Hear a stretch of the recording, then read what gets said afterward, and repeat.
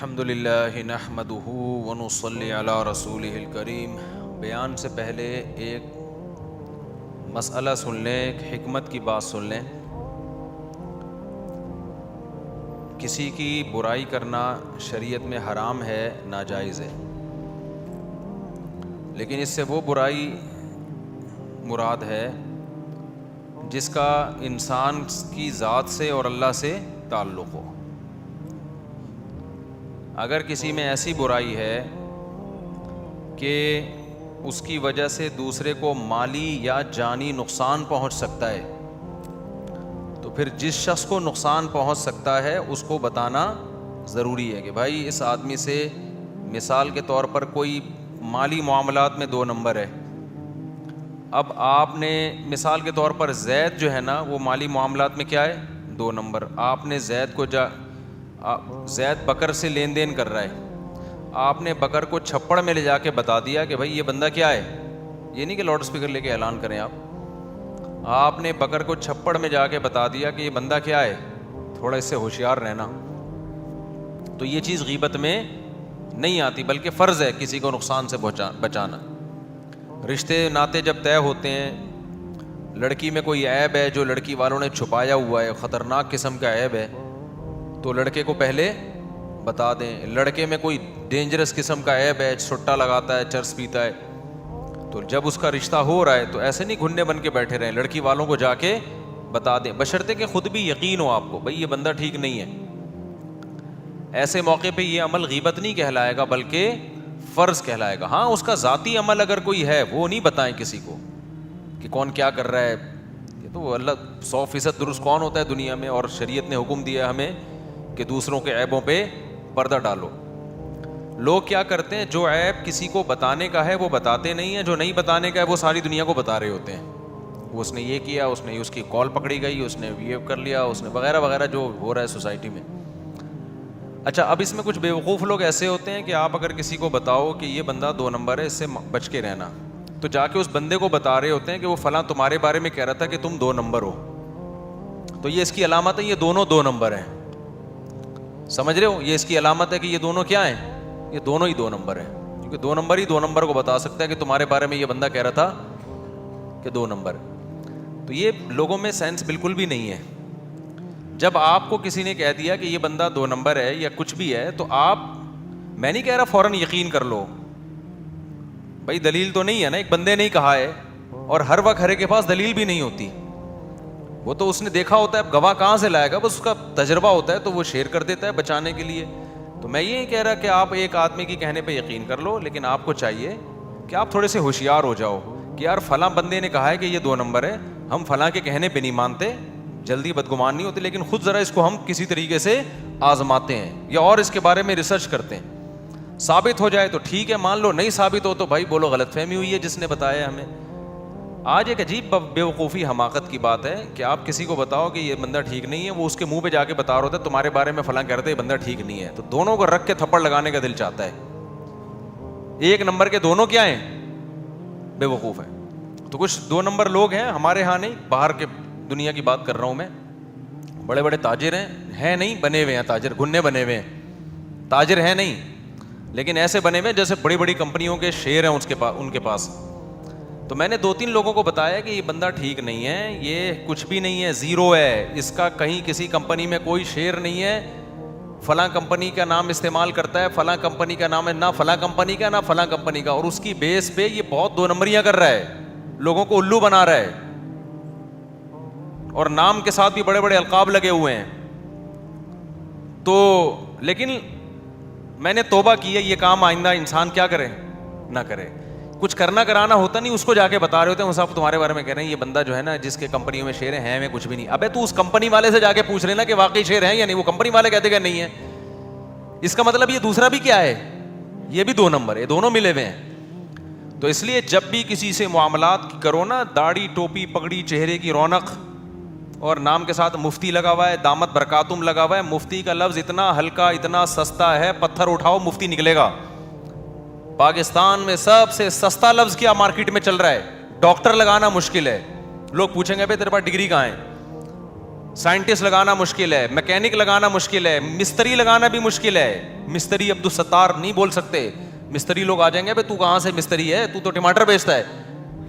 لیکن مفتی کسی بھی پاگل کے ساتھ لگا دو, لوگ کیا کر لیں گے, ایکسپٹ, بولیں گے یار زبردست, حضرت جی بہت پہنچے ہوئے. اور یاد رکھو, جیسے یونیورسٹیوں سے لوگ فارغ ہوتے ہیں نا, تو سارے پڑھے لکھے ہوتے ہیں کیا ہیں؟ پاکستان کی بات کر رہا ہوں, انڈیا پاکستان دونوں میں تقریباً, انڈیا کا پھر بھی تھوڑا تعلیم کا نظام ہم سے بہتر ہے, لیکن بہت سے کیا ہوتے ہیں, بالکل ہر چیز سے فارغ ہوتے ہیں. تو ایسے ہی مدرسوں سے بھی جب فارغ ہوتا ہے کوئی, کچھ ذہین ہوتے ہیں, کچھ پڑھاکو ہوتے ہیں, کچھ بالکل ہی کیا ہوتے ہیں, فارغ ہوتے ہیں. تو یہ نہیں دیکھ لیا کرو کہ فلاں کے پاس مدرسے کی ڈگری ہے, اس کے نام کے ساتھ مفتی لگا ہوا ہے, اس کے نام کے ساتھ دامت برکاتم لگا ہے, وہ دارالعلوم دیوبند سے پڑھا ہے, وہ جامعہ رشید سے پڑھا ہے, وہ دارالعلوم کورنگی سے پڑھا ہے.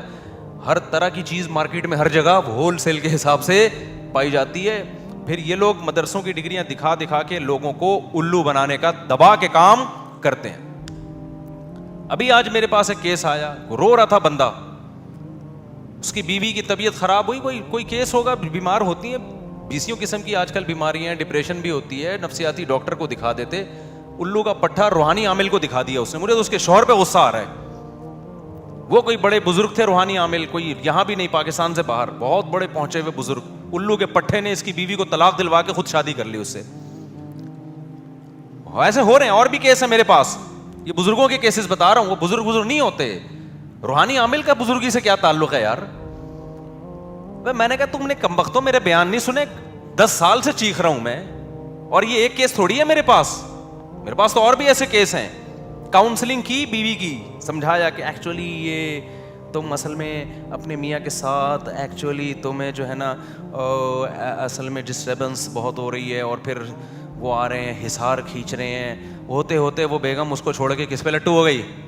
یہ بڑے ہوشیار لوگ ہوتے ہیں, اندر سے بڑے زہریلے ہوتے ہیں. یہ ایسے نرم لہجے میں ایکچولی کر کے اس کو بات کریں گے, اس کو چھوڑ تو بتا. اور پھر یہ کچھ دن کے بعد رکھ کے, ویسے بھی ان کا روحانی عاملوں میں وفا کہاں ہوتی ہے, ویسے ہی چھوڑ دیتے ہیں اس کو.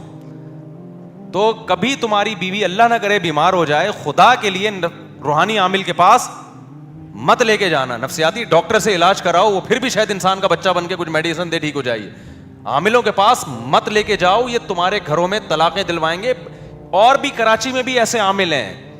اب میں کسی کو بتا دیتا ہوں اس عامل کے بارے میں, وہ فراڈی ہے, جا کے اس عامل کو بتا رہا ہے, مفتی صاحب کہہ رہے ہیں تو فراڈی ہے, کرنا کرانا تو نے کچھ ہے نہیں, تو جا بھائی, تو پھر جاؤ, تو اس کا مطلب تو بھی ملا ہوا ہے اس کے ساتھ, تو بھی ملا ہوا ہے, تو بھی اسی درجے کا فراڈی ہے.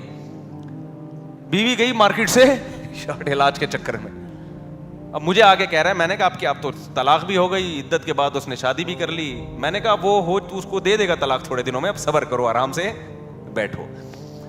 تو کہہ رہے آپ اس روحانی عامل کے خلاف بیان کرو, میں نام بتاتا ہوں اس کا. میں نے کہا بھائی جان, میں اگر نام لے کے بیان کرنا شروع کر دوں, کوئی ایک ہو تو ہے نا, ہوگا کچھ بھی نہیں. میں نام بھی لے لوں گا نا, لوگ ٹس سے مس نہیں ہوں گے, میری خامخواہ کی دشمنیاں بڑھیں گی بلا وجہ کی. پہلے کم ہم نے ٹینشنیں پالی ہوئی ہیں.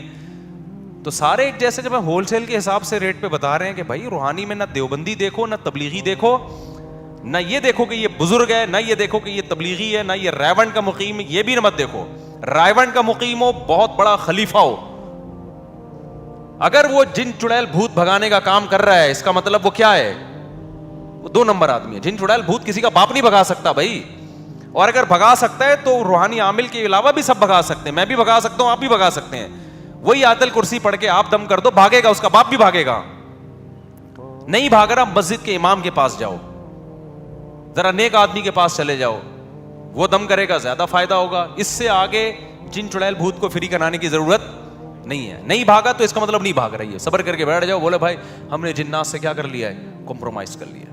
2-3 چڑیلیں بھی گھر میں ہونی چاہیے کہ نہیں ہونی چاہیے. صبر کرو یار. اور زیادہ تر کیس جن چڑیل کے نہیں ہوتے, ڈپریشن کے ہوتے ہیں. میڈیسن سے کور ہو جاتے ہیں, لیکن ڈپریشن کی میڈیسن بر وقت ہو جائیں تو معاملہ سیٹ ہو جاتا ہے. عاملوں کے چکر میں پڑھ کے کیس بگاڑ دیا نا, تو پھر مریض کی ایسی کی تیسی, ہر جگہ مسئلہ ہے. آج تو میں فون اٹھاتا نہیں, اب تھوڑا سا میں نے ذرا کال ریسیو کرنا شروع کی, تو وہی ہوا کہ وہ خاتون کا اپنے میاں سے جھگڑا چل رہا ہے. تو میرے میاں پہ میں نے معلومات کروائی, کسی نے جادو کرایا ہوا ہے. بڑے بزرگ ہیں, اور کیس بھی باہر کا, باہر بھی یہ روحانی عامل انگلش میں بھی پہنچ گئے ہیں. انگلش میں دم کر رہے ہیں, انگلش میں جن بھوت سے انگلش میں بات ہو رہی ہے. اب جن بھی پڑھے لکھے ہو گئے یار, انگلش میں بات کر رہے ہیں. باہر یورپ کا قصہ ہے. تو میں نے کہا محترمہ, اپنے میاں اور اپنے درمیان جو تعلقات خراب ہو رہے ہیں اس کی وجہ پہ غور کرو.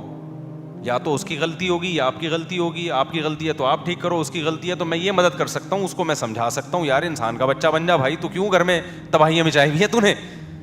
عاملوں کے چکر میں کیا ہوتا ہے کہ جو اصل غلطی ہے اس سے نظریں اوجھل ہو جاتی ہیں, اور نظر پہ اور کس پہ ڈال دیا, سارا جن چڑیل بھوت پہ ڈال دیا. جو مجرم ہے اس کو سزا نہیں ملتی, کمبخت کو, مجرم کو سزا نہیں ملتی. چوری ہو رہی ہے گھر میں, اصل میں تو چور پکڑو, جن پہ ڈال دیا. چور مزے ہو انجوائے کرتا ہے لائف کو, یار کس پہ ڈال دیا, اس گھر میں جن نہ آتے ہیں. تو بنتے رہو بے وقوف, لیکن تمہاری بھی سمجھ میں بات آئے گی نہیں, پھر جاؤ گے. خواتین زیادہ جاتی ہیں عاملوں کے پاس, ان کو زیادہ شوق ہے کہ کچھ تو ہے جی. جب نبی پہ جادو ہو گیا تو ہم پہ کیوں نہیں ہو سکتا. میں بار بار کہہ رہا ہوں, نبی پہ کسی حکمت سے جادو کا اثر ہوا تھا, وہ حکمت بتا چکا ہوں. ابو بکر پہ کیوں نہیں ہو گیا, عمر پہ کیوں نہیں ہو گیا, اتنا آسان ہے, بچوں کا کھیل ہے کیا جادو, مجھ پہ کیوں نہیں ہو رہا.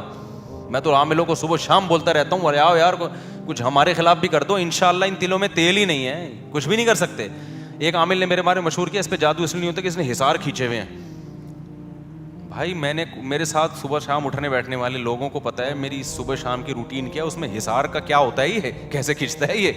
ابے بکواس کرتے ہو یار تم, فضول باتیں کرتے ہو. حصار کھینچے ہوئے ہیں, ان سے ہو کچھ نہیں رہا, ہوتا کسی ان سے کسی پہ بھی کچھ نہیں ہے. لیکن یہ مسمرزم ہوتا ہے, جو آدمی دماغی طور پر ان کے اثر کو قبول کر لے اس پہ ویسے ہی اثر ہو جاتا ہے. جو نہیں قبول کرتا وہ بیٹھا ہوتا ہے, پتہ ایسی کی تیسی. اور اللہ نہ کرے فیوچر میں بیمار ہو گیا, خدا نہ خواستہ, تو یہ نہیں کہنا عاملوں نے کچھ کر دیا ہے. صحت بیماری ہر ایک کے ساتھ لگی ہوئی ہے. ہمارے حضرت بہت زیادہ عاملوں کے خلاف بولتے تھے, آخر عمر میں حضرت کی آواز بند ہو گئی, وہ گلے میں ورم آ گیا تھا حضرت کے نا, تو عاملوں نے فوراً کہنا شروع کر دیا, دیکھا ہو گیا نا ہمارا اثر. ٹیسٹ ہوا, ڈاکٹروں نے بتایا کہ آپ کے معدے پہ ورم ہے, جس کی وجہ سے گلے میں کیا ہو گیا ہے, اس کا علاج ہوتا ہے.